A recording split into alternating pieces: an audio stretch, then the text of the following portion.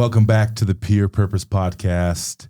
I really hope you enjoyed last week's episode. It's such a delight to be here with you. I have a great episode for you all tonight. I have a special guest in the building. I told y'all season 3 is going to be packed with a bunch of guests, and I have brought that to you, and there's going to be more.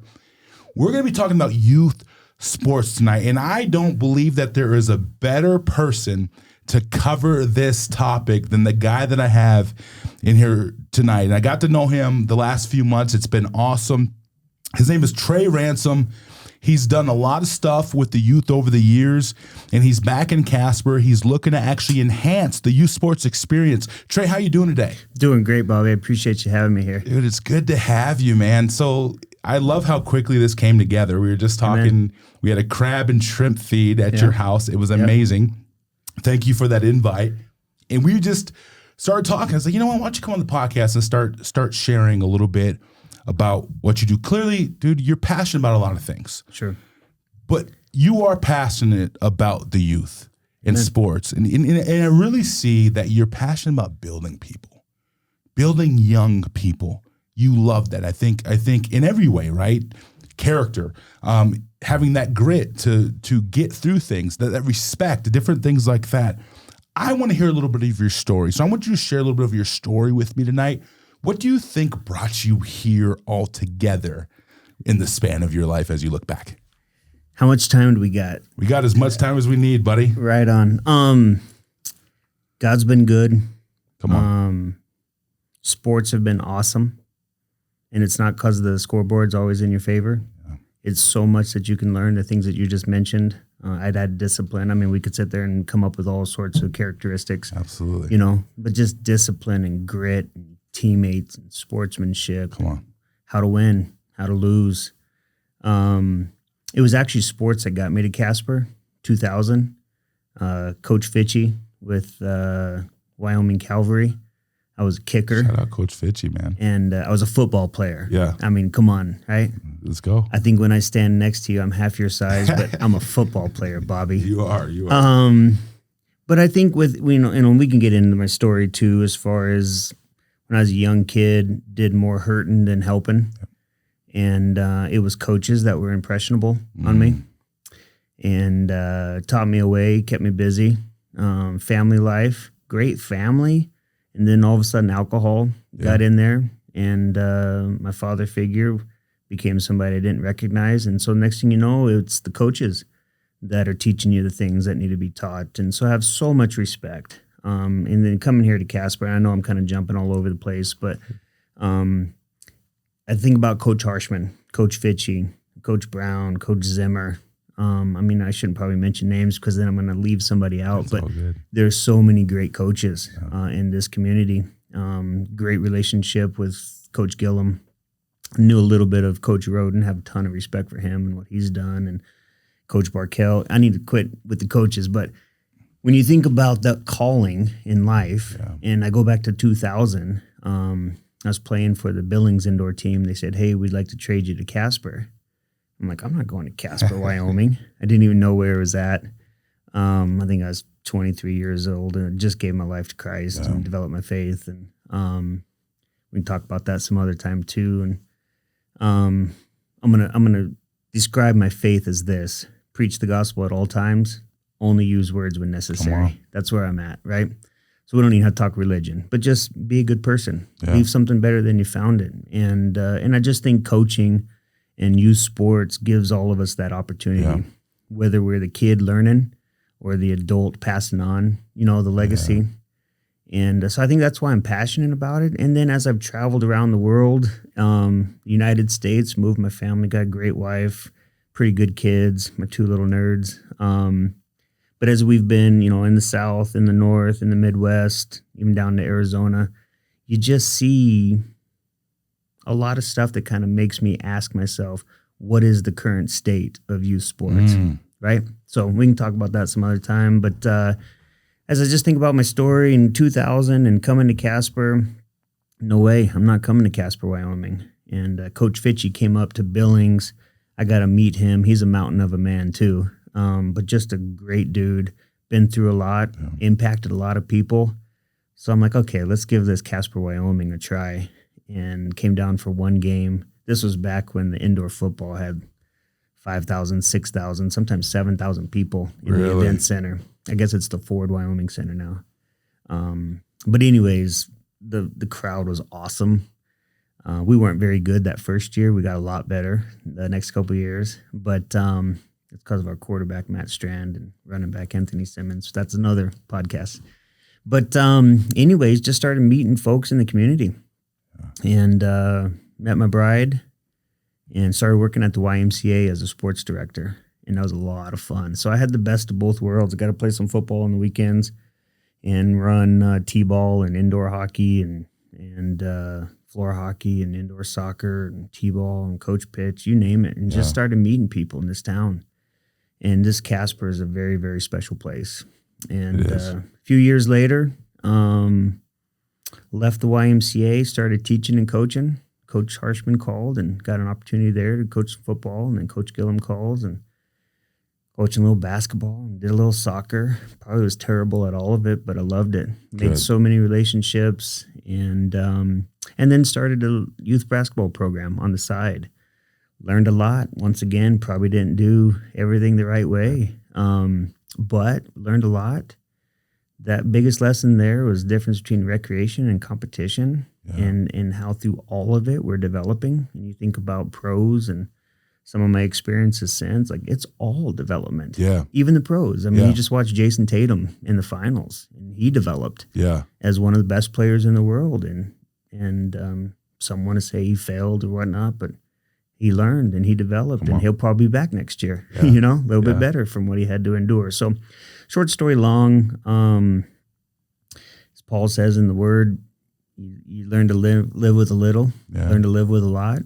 We get encouraged to build our life on rock and not sand and be grounded in what we're doing. And so I just think over the years, and I could go on different tangents with what good Lord's allowed us to experience, but I've come across some folks, especially with basketball, that are the authoritarians in the world, if you will, the Gannon Bakers, and folks that have just been doing this their whole life. And youth sports has grown and grown and grown. It's become its own enterprise, its own industry. And even as we've come back to Casper, soccer fields are full, baseball fields. We got our own little crush program that's doing a great job. And high schools are best facilities I've ever seen. I mean, they're awesome. So you got all these kids that have so many more chances that maybe you or I did when we were growing up. So it's just really great. Got 2 kids that are a byproduct of it too. And so as a parent, just trying to figure out how to encourage, how to motivate, how to discipline, and how to find that balance through all this, because our identities aren't in sports. The scoreboard really doesn't matter, as Coach Harshman always said. It's final when it's over, but it's not fatal, So just trying to navigate life and do a good job in my business. And so that's the story. I love it, man. I mean, we could spend 2 more hours on it. Well, that's great. And one of the things I've noticed about as I've gotten to know you is you're very passionate about youth sports. And, I will be really honest with you. I don't necessarily have the patience to coach. I can speak, I can do all the things that I do, but as far as like coaching, that takes a different kind of person. Even like running, I've worked some stuff after school programs, like you did the YMCA. That's something that at the end of the day, you clearly have a heart for. For me, that's not necessarily the case, but we need so many more coaches with this young generation. And with the youth sports I've seen, I have a love-hate with it, to be honest with you. Sure. Because I see the delusion of youth sports, because there's so many things now, right? So many organizations, so many traveling teams. I mean, back when we were growing up, there wasn't many traveling teams, and if you were on those teams, you were the elite. Now it's like anyone can get on them, right? But what I think I see it doing, and you could tell me if I'm wrong here, I see it creating an illusion, the delusion of I'm amazing, I'm going to go on to do amazing things. And I just have to tell, I'm going to be the bearer of bad news for some. Guys, Your kids aren't going D1. Some of them aren't. They're just not. So how would you as a being into the youth sports, how would you navigate that to a parent that thinks their kid's going D1 with the climate we live in today, or they think they're better than they are? How would you basically level that playing field? Great question.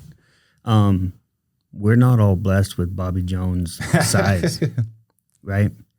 And I didn't make Division I wasn't a Division I player. Sure. Mostly physically, but more than that, mentally. Right. I didn't have somebody kind of, in our household, we've got a phrase, is that D1? And we're not talking caliber. We're not talking move. We're not talking physical. Everything. We're talking approach. Yeah. Did you get your homework done? Mm-hmm. Get your chores done? Mm-hmm. You know?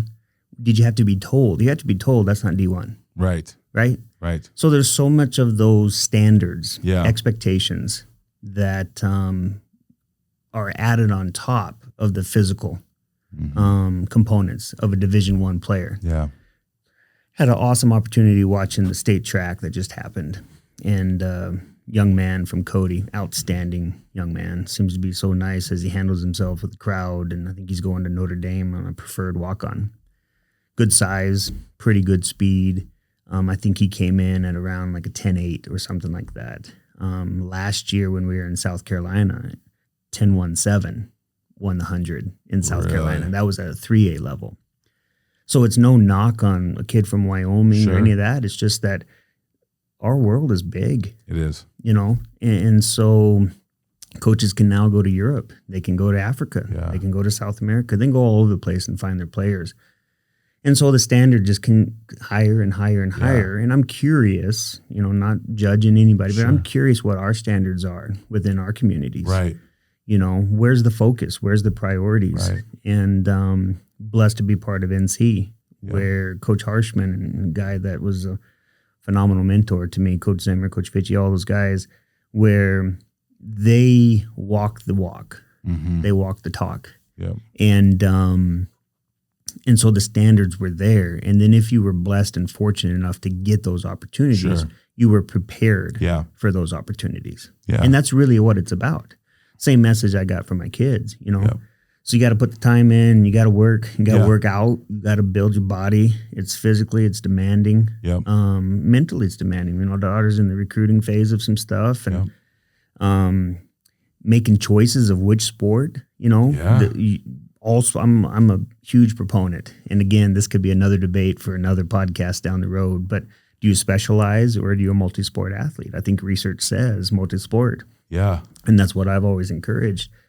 But multi-sport, not because you're trying to increase your chances, but because you're becoming well-rounded. Multidimensional, That's right. You know, and so, but again, there's South Carolina, it wasn't the case. You know, Lex would compete against girls that did softball year-round. Yeah. She did it for 3 months. And in cross-country and track, it was girls that ran year-round. She did it for 3 or 4 months. Same thing with basketball and softball. And so blessed with the opportunities to be in a position to help my kids grow as individuals first and foremost. And then whatever the future has, is, you know, is there. So going back to your question about youth sports in the state and D1 and all of that stuff, it's funny how many teams, their title is elite.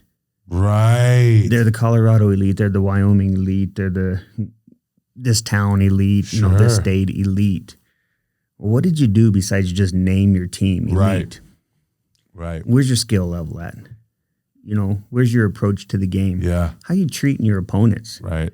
I don't always see elite. And maybe even there's another standard below that you would label stuff and just, but at the end of the day, so many opportunities, but are we increasing the standard of excellence, the pursuit of excellence, or are we kind of diluting it? So that's my question on it, my thoughts on it.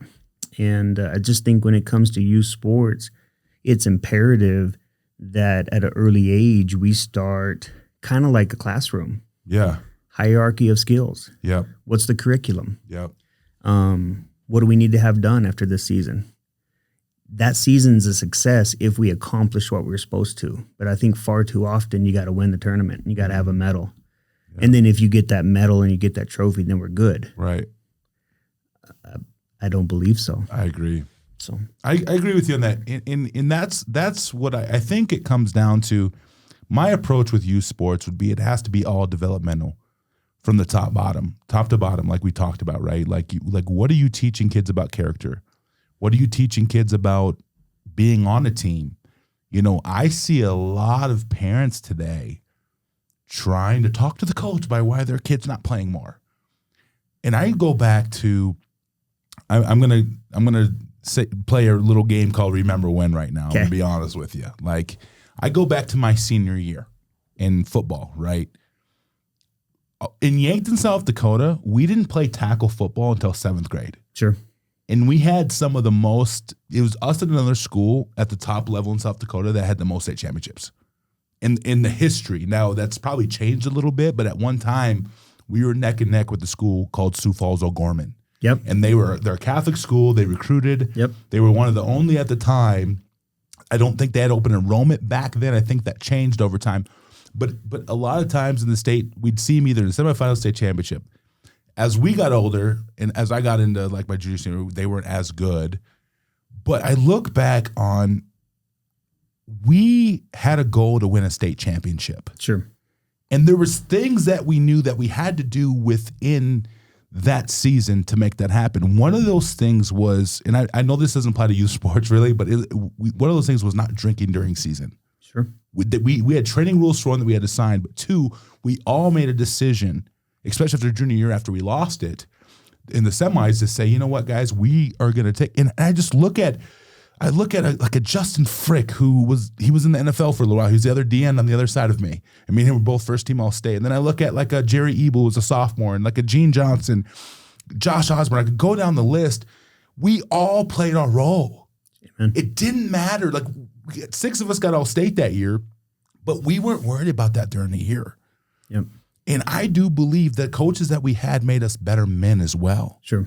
And I remember Don Campbell as my D coordinator. He's one of the best coaches I've ever had, and I played at that highest level, you know. And so I look at for me, the concern is, what are we teaching our young kids in sports today? Yeah. That's where I'm like, come on, guys, we got to shift a little bit. Yep.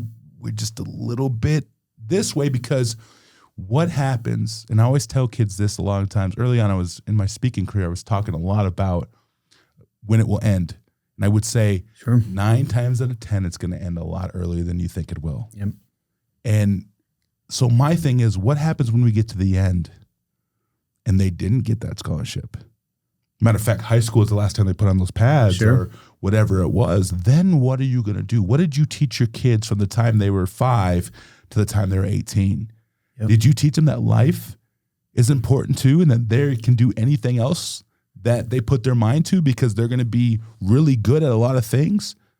Or did you put all their eggs in that basket so when it ends, their identity folds them? Yep. And so that's where my concern is, the state of and I don't even think it's just in Casper, I think everywhere. Sure.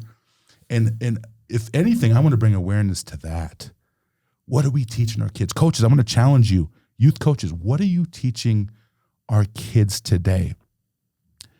If you were to pick back up, we've been talking about that with youth sports. Yeah. And you were given a blank check to say, hey, like, I want you to restructure midget, junior football, CYB, basketball here in Casper. What would be your approach?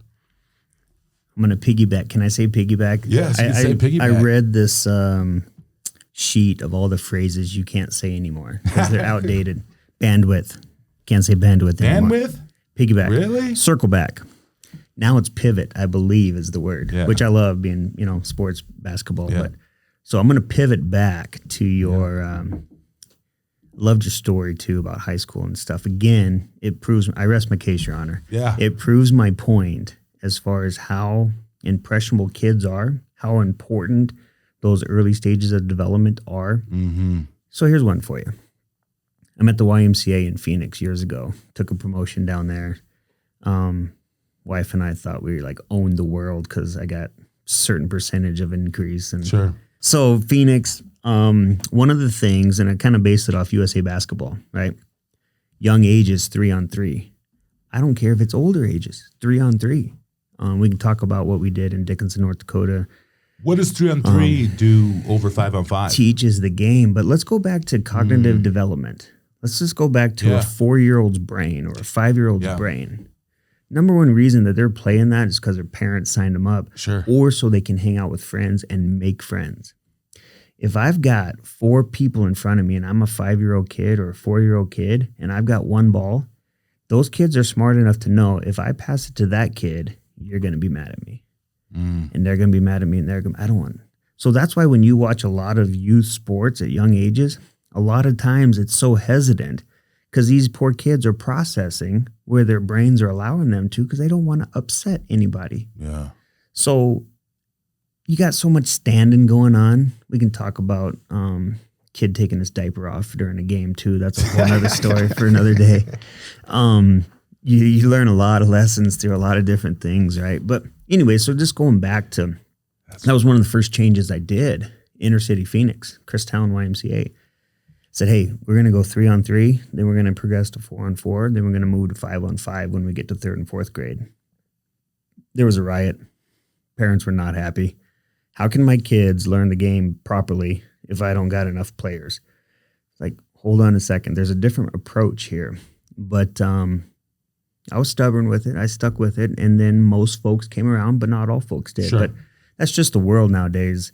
It's not just the officials anymore, where half are going to love you and half are going to hate you. It's coaching. It's all of it, almost at every level. It's just become very volatile, unfortunately. That's what I've seen, observed. In youth sports? Absolutely. Yeah. You know. I've seen that too. And we can get into parent coaches and player favoritism, all that kind of stuff. And so, but going back to Dickinson, so over the years, we've always tried to use 3-on-3 as a fundamental, slow the game down and really truly teach it.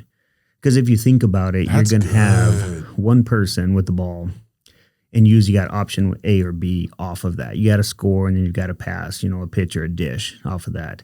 And then the other two on the other side of the court are just screening or just holding space or occupying things. So really, truly, when basketball, when it comes down to it, is take care of the ball, make a good decision there, and then just simplifying things. And then sometimes coaches say, hey, I ain't got 3 players that can play, just give me 2. So we're going to play 2-man and you 3 over there.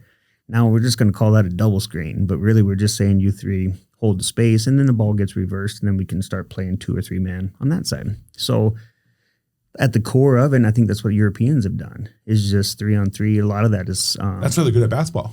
Well, I think a couple reasons just off of the research that I've done on things, but soccer is phenomenal and that's a primary sport over there. And it's all about attacking space. And that's what basketball is spacing and attacking it. And most importantly is attacking it together, avoiding congestion. Yeah. But anyways, so we had a kid up in North Dakota, Anand Moody, played for University of Montana this past season. Anand is the all-time leading high school scorer in North Dakota history, something like 2,300 points. Wow. Junior and senior year, that young man averaged 34, 35 a game. And 6'2", 6'3", dynamite. But was in the gym all the time. Had a parent that was a college coach with volleyball. Won a couple national championships, I think, up there at Dickinson State. But Coach Moody was awesome. His boys were awesome. His daughter was great. But again, it was all about a D1 approach, not a D1 aiming point. Sure. Not a D1 level, but are you putting the time in? Are you working on handles? 3-level scoring? Are you finishing? Are you shooting? Are you mid-ranging? Are you getting in a stance guarding? And so all this coaching stuff too, and I think Coach Harshman, all the good coaches would say it's learning more from the kids than it necessarily is you teaching them as the journey goes. So with all of that being said, if I had a blank canvas or a blank slate, I think it's really important that there's alignment. So we don't need to have high school goals in the elementary level. Right. We need to have, just like math, a curriculum. First grade, we're doing this. Second grade, we're doing that. Third grade, we're going to challenge this. It's more about challenges too. Yeah. And speaking life into kids and really bringing them to the next level of development. That's good. Right? Rather than putting pressure behind them. Gotta win, and just saying, learn the game, and you're going to get better at the end. Got to make this squad, right? Wow. We got to hit 500. You know, I think about some of the stuff I put on my kiddo. Hey, we got to hit these percentages, that percentages. No. Are we catching the ball right? Right? Are we playing with balance?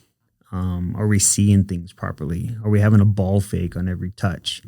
Like just putting a fundamental base to a kid so they're more equipped to take those leaps as they want to take them, not as we're pushing them or dragging them. Right. You know, and so South Carolina, you know, I talk about Colorado and Phoenix and North Dakota, but South Carolina, my friend, you got athletes. Oh, yeah.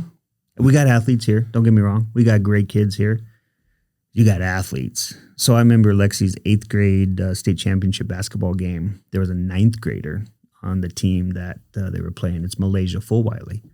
So Malaysia's senior this year, just graduated. She's going to the University of South Carolina. That's a Division I player. Oh, yeah. And her 42 points, 35 of them in the second half. Yeah. Lexi shot a free throw during that game, and it stopped on the back of the backboard. She jumped up and got it, did she? Malaysia jumped up and knocked the ball down. Oh, my gosh. They were looking for brooms and all that stuff. Malaysia, 9th grade young lady. And I talked to her after the game, gave her a high five, and just the sweetest girl. So that's what this is about, right? It's not about being jealous because your kid ain't that kid. Yeah. It's being proud of who your kid is, recognizing where they're at, and they're good at something. Yeah. Right? And foster that. Speak life into that. Hold that accountable. That's and then at the same big. time, root on that other kid. And so coming back to Casper, we got a lot of that good. We got a lot of good ingredients. Sure. You know, got a lot of good ingredients. But as I look at the current landscape, I spent the weekend watching my friend's 3rd grade boys soccer team. Yeah. Awesome facilities. Place was packed. So many cheers, high five, and snow cones were dynamic, by the way. Don't judge me. Love it. So was the brisket sandwich too, but that's another podcast. Neither here nor there. Hey, that's another that's podcast. Tagline. That's another. That's for another podcast. I love it. So, and I've heard great things about volleyball, baseball. Got a lot of stuff going on. Yeah. What are we doing in basketball? What are we doing in basketball? I'm not judging. But what are we doing in basketball? That's a genuine question. But if I had a canvas, I would take some of the things I've done in the past. Developmental. So you would create a developmental league. I think we're going to work on that. So Casper, if you're listening to this right now, we need to get Trey Ransom in the mix with developing, because I do think it's big. Again, it's so. I'm going to time out. It don't have to involve me, but I got a little recipe. I'll give you some secrets of lessons I've learned from doing things the wrong way and being blessed to be able to do things the right way. Right. Well, I love that. And so it's interesting because I had a buddy years ago, he told me a story. And if you're in the military, if you're involved with the military, know about the military, I guess you would know this. I didn't. He said when he was in the military, they would go drill every day. And they would run this soft course or do it'd be like a live simulation of battle. Yeah. And they would do it and do it and do it and do it till it became second nature. Well, then one day they would wake up and they would be in it. And they would just be in the fight. It wouldn't be a drill. They didn't tell them any different though. Yep. And all of a sudden now they're in it and they were ready for it. And so I use that analogy. I think that could be the same with kids, youth sports. As you continue to develop, it becomes second nature to you. And as you grow, obviously it's going to weed out the ones that aren't going to be in sports forever, and that's fine. But it's going to really give the middle schools and high schools something to work with. That's right. As they get older. But not only that, they have a fully developed all-around athlete, a leader for one, because I'll just be honest with you, one of the things I'm seeing that's lacking today is our athletes being leaders. Our athletes, they used to be leaders in schools. They're not anymore. I know athletes that skip school.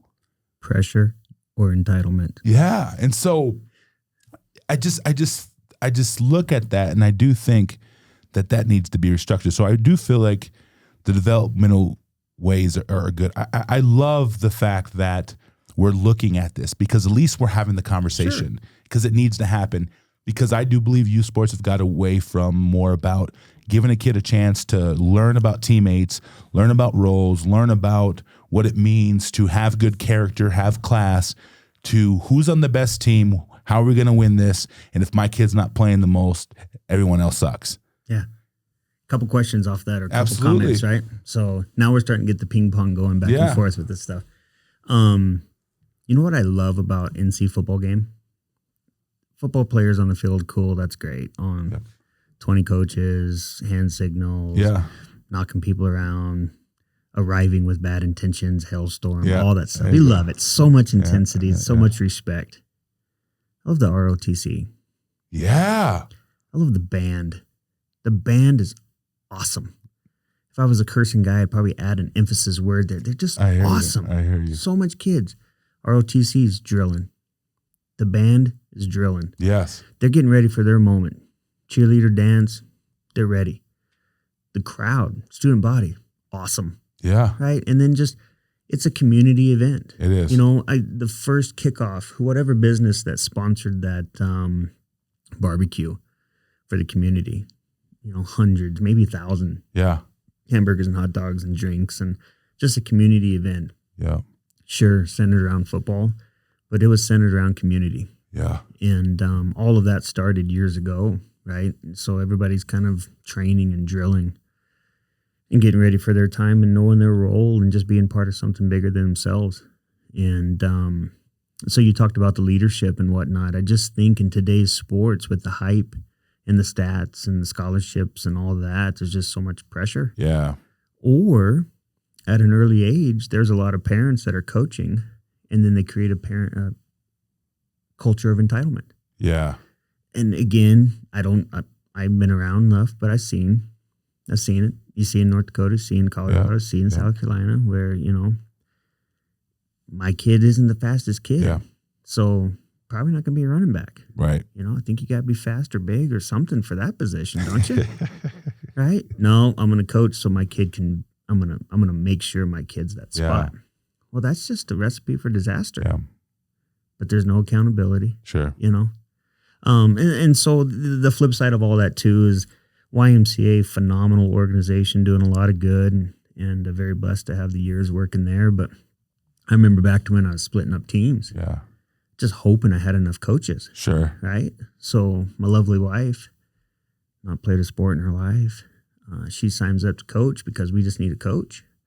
So her little indoor soccer team's over here, my little indoor soccer team's over here. First day, they got scheduled, like snack schedule, under wraps. I mean, It was awesome. Not on my team. Right. It's time to win. Right. So you think about that, and that's kind of, I know it's a huge spectrum. Yeah. But I think that's what you get with a lot of volunteer organizations. Yeah. So, you know, we had some experiences in Arizona, we had some experiences in back here in Colorado, and then in Wyoming. But probably my best experience I had was up in Dickinson, North Dakota. Yeah. And what we did. iDream, right? Yeah, Dickinson Dream. Dickinson Dream. Yeah. And we took iDream and made acronyms out of that. And that was our core values. But the first thing I did was got a board together. Because I just think where two or more are gathered. Yeah, absolutely. Well, that's what the Bible says. You got more support. Yeah. Hey, I'm not here to preach, Bobby. Oh, I'm a full sold out believer. I'd share it on this podcast, so you're good. You're in good company with that. But there's strength in numbers, right? Just like sports. Yeah. And so what we did is we got a group of like-minded parents together. Yeah. Some key business folks. And we said, all right, here's the dream. Yeah. And we stole a book out of Mike Krzyzewski's handbook, and how he brings his organizations together. And we went to work. You did that. It took no time. That's awesome. So you got a community come together. Started out, I think, with 24 girls. We test before and after during sessions so we can see growth. This is what you do in classrooms. Absolutely. constant challenges. It wasn't always about scoring the ball, Right. moving your feet, jump roping, having a lot of fun, obstacle course, that kind of stuff. So I think one of the secrets, and I think Coach Harshman and those guys would say the same thing, is you're going to do the same thing every day. Yeah. Differently. Yeah. They don't even realize they're working on tackling, but they're working on tackling. Of course. You're catching and throwing, but you don't realize because there's just a different challenge. There's a different drill. And again, you're operating within a system. And that's where the experience is just priceless. Love it. So we got that group together, the board, and money and finance was a little bit easier. Getting facilities a little bit easier. But what we did is, this is the proven plan. Yeah. And it was based not off Trey's knowledge, Sure. but who's doing it right in this world. Yeah. And you go there and you get trained by those people. And I love that. I think one of the things nowadays is so many coaches are coaching like they were coached.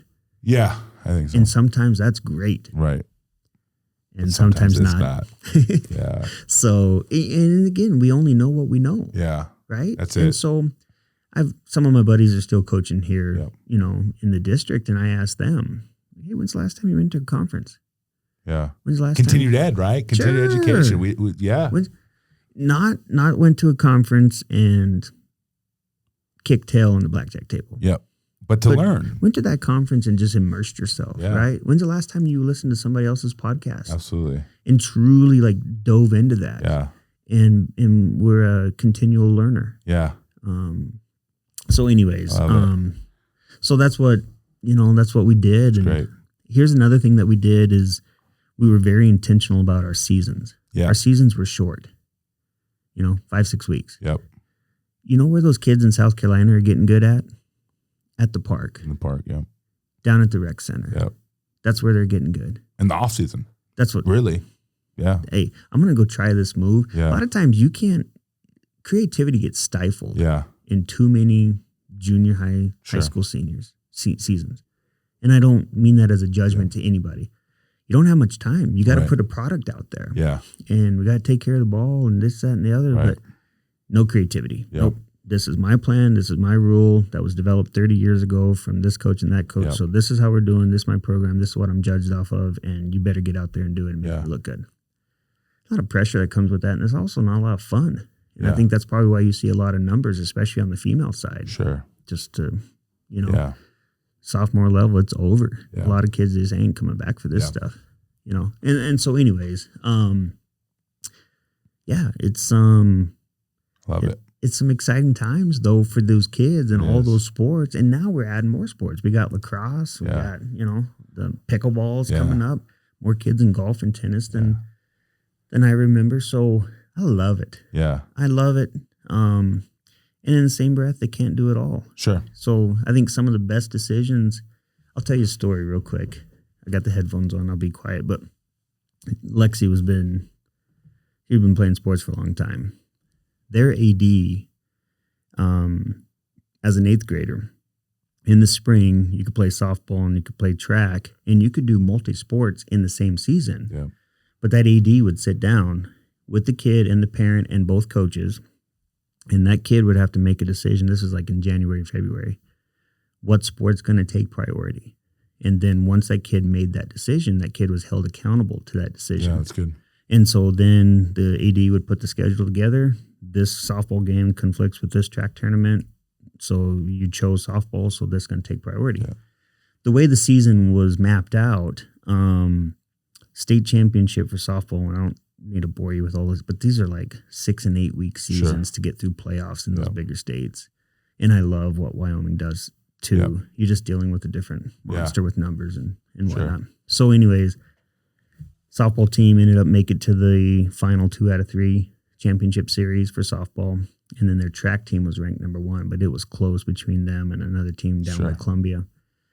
And Lex was an 800 runner, and she was supposed to score and get some points and then help on the 4x8. Yeah. Well, the way it all worked out, I think this was her freshman year, the way it worked out is the softball game got rained out. The softball game was supposed to be Friday, and then track was going to be on Saturday. Yep. And a lot of pressure from the community. Sure. And some of our friends like, hey, you need to choose track. Say, hey, that decision was made. Yep. And I didn't make it. that kid made it, and that kid's being held accountable for that decision. And so ultimately, because they were both overlapped, she played softball. Yeah. And fortunate enough, they won the state championship with softball, and track brought it home, and they won. It came down to the high jump girl, Nice. but she got it done. But that's what it's about. Yeah. It's not about one kid, and it's not about a kid being entitled to everything. Love it. Life's about choices. Yeah. And I think it's our job as parents to orchestrate, facilitate, but not bulldoze it, not helicopter it, and not guarantee something, because then they miss out on so many of the opportunities they have to grow and develop their armor, if you will, confidence. I love it. Man, dude, we're going to have to do this again because there's a lot here. Sure. And you have a lot of knowledge, and I want to definitely bring you back for that. I ask one question that I don't prepare anybody for. Okay, yeah. Okay. And I always do that at the end when I bring on a guest. And the question is this, Trey, if you could go back and you could sit in front of your 13-year-old self, yes, what would you tell him? Your future really is that bright, but you need more discipline. You need a better vision. Your friends are going to be your elevators, so make sure they're taking you up and not down. And it's not about you. Love it. And 13-year-old Trey was tiny. I'm still pretty small, although I do like ice cream sandwiches and corn dogs and ice cream cones at the soccer games. That's why I go to sports now. Yeah. It's for the nachos and the popcorn, and I love supporting concession stands. 100%. But 13-year-old Trey, it's not about you. Yeah, it's good. But we are more than conquerors. Yeah. We are gifted. Yeah. Every single one of these kids, they are gifted. They need to be treated that way. Yeah. But that doesn't mean you roll out the red carpet. Right. Right? That's good. And so, as Coach Harshman said, speak life. Come on. Create the brotherhood. And if you take care of the guy next to you and gal next to you, I love what's happening with girl sports, just so you know, too. Awesome. I just love where things are progressing. Yeah. So for all the kids and all the opportunities, and for Casper, thank you, Casper. Yeah. I mean, absolutely. It's been a phenomenal place where the kids were born. I know we left a little bit, but it was a blessing to come back, and it's a beautiful place. It really is, awesome, even with the WIND. Yeah. So, I know, right? Thanks for having me, man. It's fun. Sorry if I talk so much. But. No, you're good. Thanks for coming on, and we're going to definitely have you on again. This might be a series. So cool. And to all my listeners, you're going to be okay. I'm with you. There's so much gold inside of you that's going to help you walk the greatness outside of you. Continue to live whole and a full life, and I promise you, you will achieve a life that you are proud of. I love y'all. I'll see you next time.